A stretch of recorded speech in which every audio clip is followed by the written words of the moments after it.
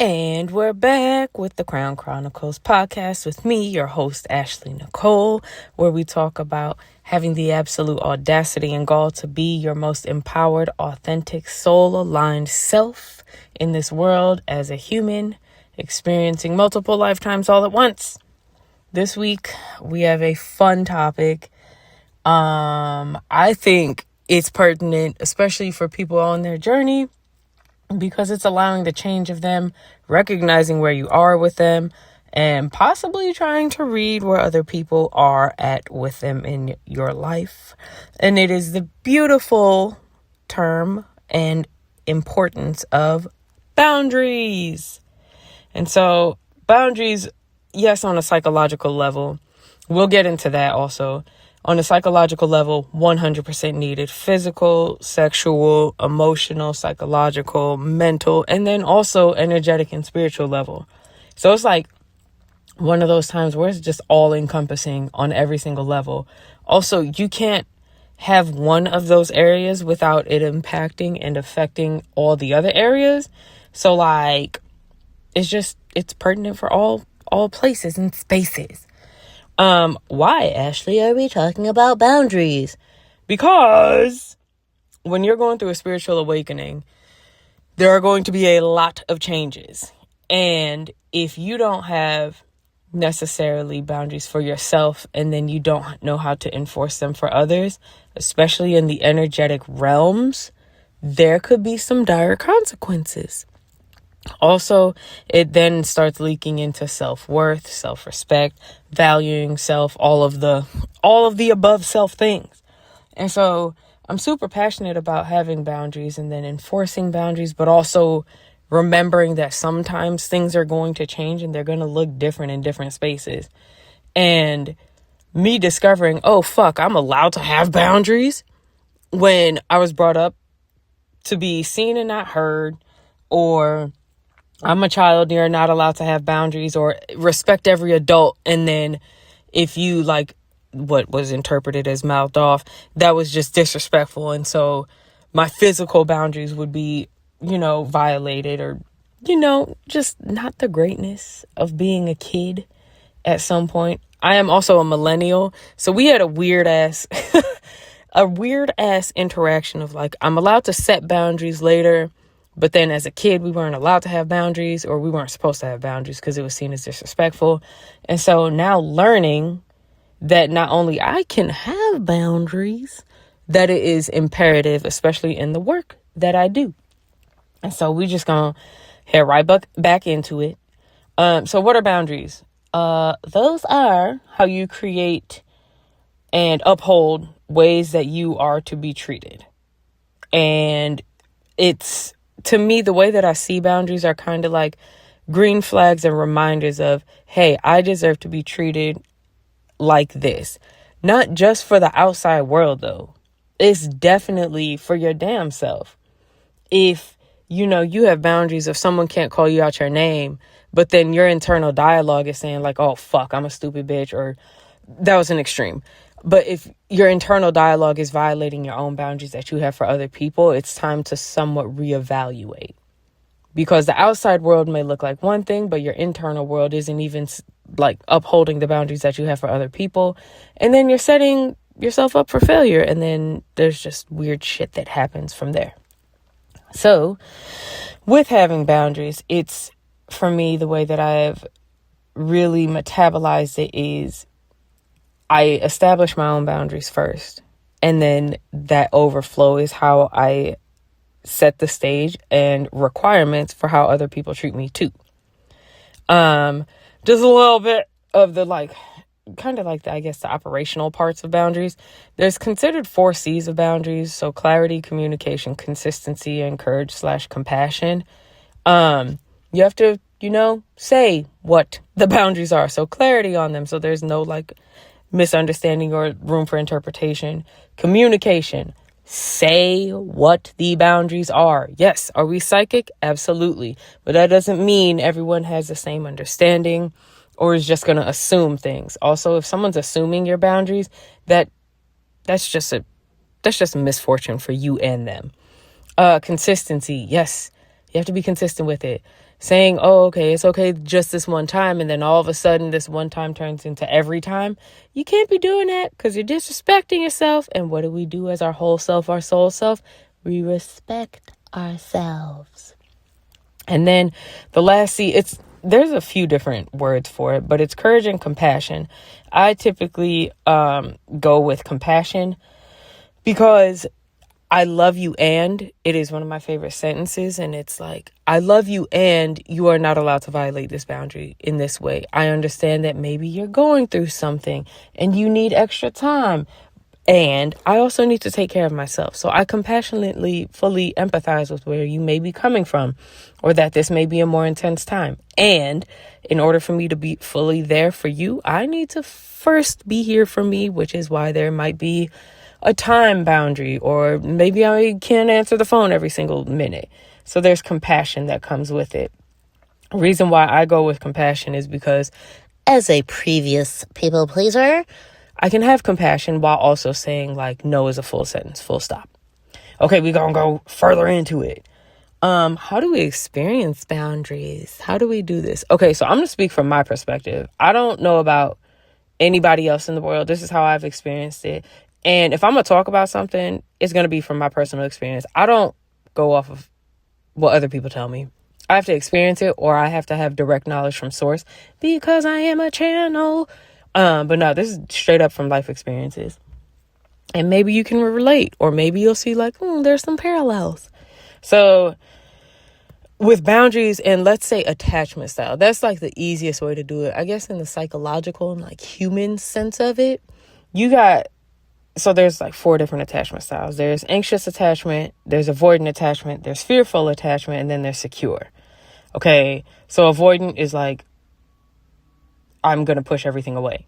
Anxious is like, oh my God, I need to like Chinese finger trap other people. Fearful avoidant experiences both extremes, which is terrible. And that's where I was at one point in time. And then there's secure attachment, which is how I feel aligned right now. And yeah, so with boundaries, let's say an anxious attachment with their boundaries. Anxiously attached people don't have boundaries. They just don't, because codependency and then also like people pleasing and then self-sacrifice is like, they want the people near them. So they need to like suck on like 2 people and have people around them all the time.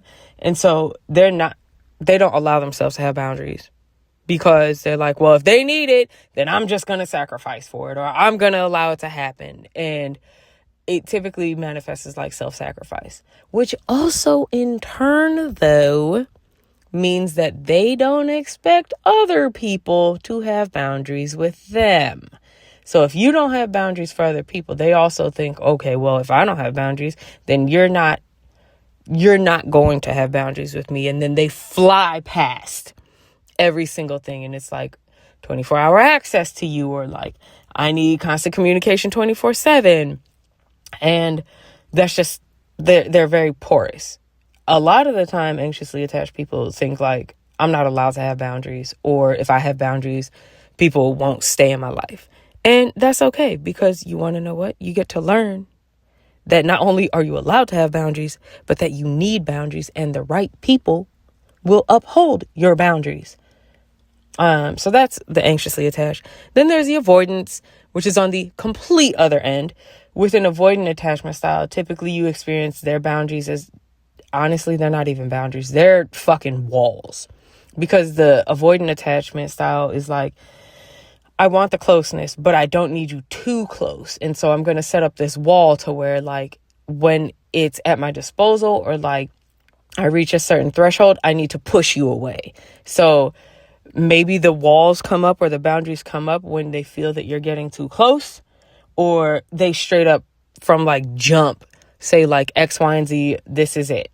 But on the same token, with avoidant attachment style, they have those boundaries to keep people out, but they also hold themselves to like sky high expectations. And it's wild to watch and also be part of. Again, I won't speak on this shit unless I've gone through it. It's wild to watch or even have an avoidant attachment style, because it's like You hold yourself to such a high standard, it's damn near unattainable, not because you fail, but because it's like, it's like godliness. I don't know what word or how I'm trying to portray this in a picture, but those expectations are so damn high that when they're not reached or they're not met, they damn near like implode because it wasn't met. And it starts with themselves. And then, towards the outside people and their boundaries, they're like, well, you didn't meet my boundaries, or you didn't meet my needs, and this is a hard stop. And that's their excuse to get the fuck away. And that's just how they experience it. Fearful avoidance literally take both extremes of it. So it's either I have zero boundaries in the beginning of a relationship or in the beginning of a dynamic, even at work. It's not just personal relationships. It's family, work, relationships, friends. Maybe in the beginning, they have no boundaries. They're like, oh my God, 24-hour access, da, da. And then someone all of a sudden starts maybe getting closer. They start seeing like, oh, I'm getting the closeness that I want. That was not safe for me. I am unsafe with closeness because love and affection and comfort is a threat. It is typically followed by something bad happening. Now I have to set very insane boundaries with this other entity or energy. And so that's the fearful avoidant. They get both sides of it. And then there's a securely attached person who's like, I have these boundaries. They may differ and they may change over time. However, it's because it's coming from a place of self-worth and self-respect, and I value my time, my space, my body, my energy.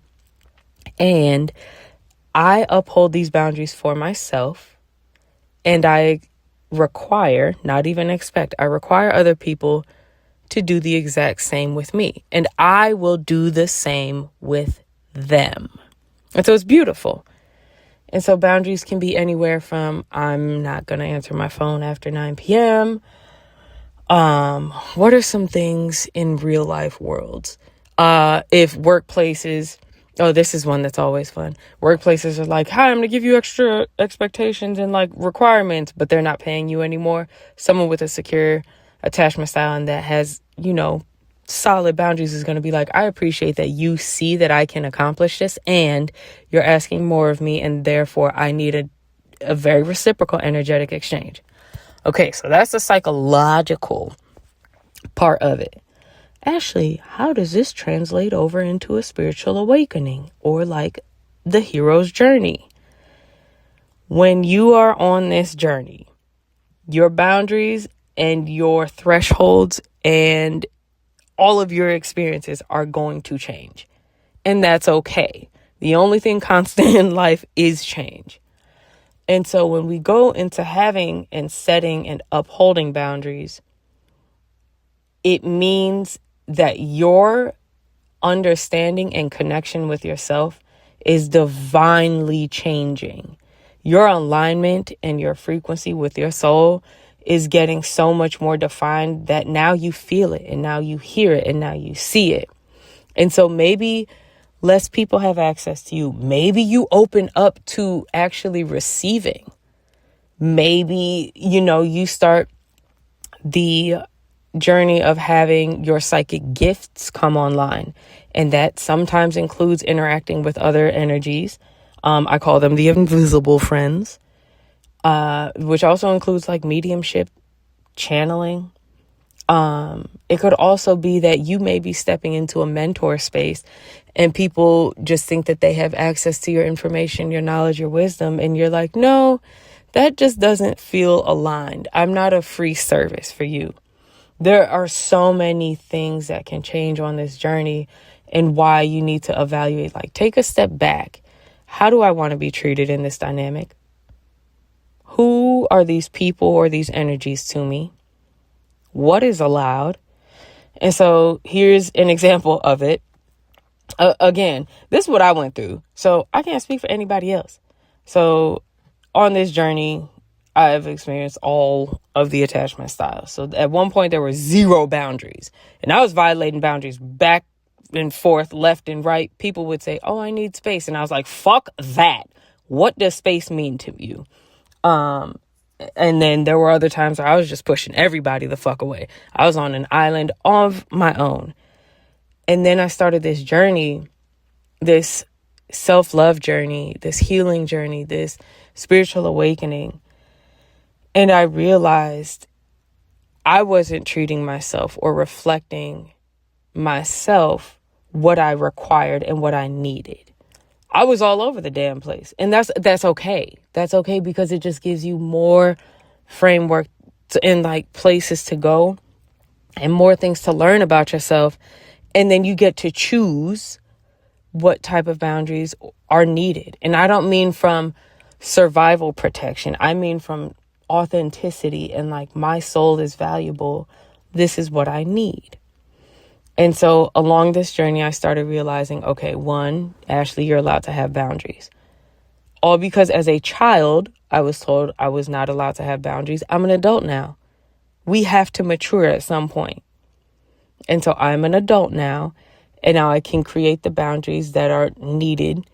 And of course, at first I thought it had everything to do with everybody else. But then I was like, whoop, look in the mirror. What's up? And I'm allowed to have boundaries with myself also. Negative self-talk, self-deprecation, even down to trivial shit of like, I'm going to scroll for 3 hours at night. No, the fuck you're not. Those can be considered boundaries or guidelines or guideposts. And then as I kept going, I started realizing like I was starting to get a little defensive, and I was keeping everyone the fuck away. And it was because I was like, I'm on this journey myself. I have to heal myself because I have to fix myself. And this is, once again, I thought a healing journey was a destination, not the actual journey. And I thought it was like having to do with fixing myself. So I treated it just like a task. And so, when you hone in and you're like dialed in, you hyper focus and you push everything out. And so that was a part that I went through also. And then finally, when I started really getting more so not into the operational mechanics and like hard, laborious mind, ego leading part of this journey, and I started opening my heart, I started realizing, okay, Ashley, what do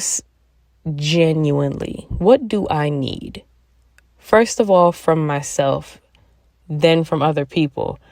Lo and behold, from other people turned into also me channeling and how I set boundaries with other energies, even if it's my guides, the ancestors.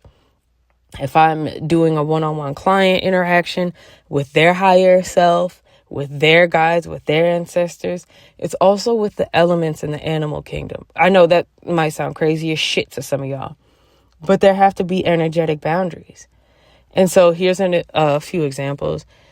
When I am channeling, or if I do have an energy that does come to visit me for whatever reason, maybe they're just dropping in, maybe it's an ancestor saying like, hello, there are boundaries that I have to where it's like, you can't wake me up at night.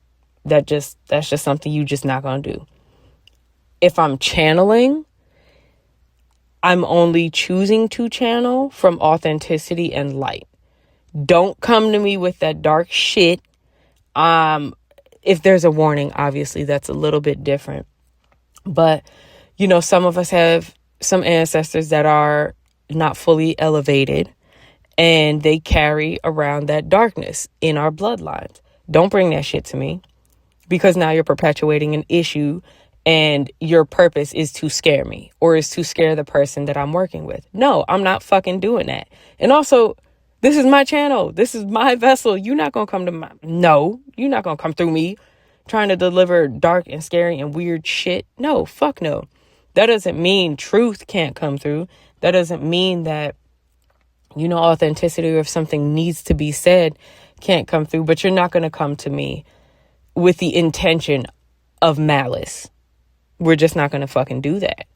And so energetically, you have got to create these boundaries also, because there's malignant energy everywhere. Which brings me to another point. As you're on this journey, and it's fun, other people can sense your power. I was about to say power up like we're video games. Other people can sense your power and your authenticity increasing, typically before you will notice it. And it's wild how that always happens.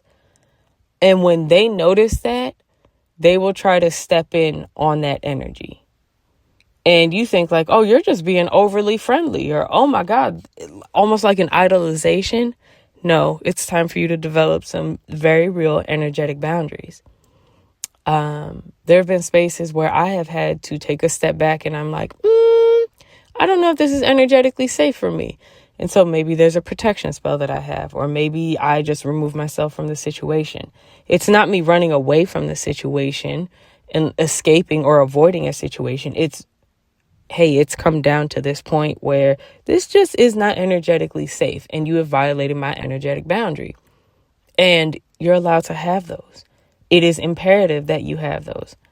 When you learn your value, when you know your worth, and I don't mean like, oh, I'm the shit, and it's coming from the mind and the ego.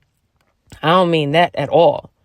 Because at that point, you're damn near chasing people to validate you. And that's just not even a boundary. That's just like, I'm just open for interpretation all over. Anyway, but from soul alignment, and you truly feel how respectable you genuinely are, not because you earned it, because we don't earn respect. It's here.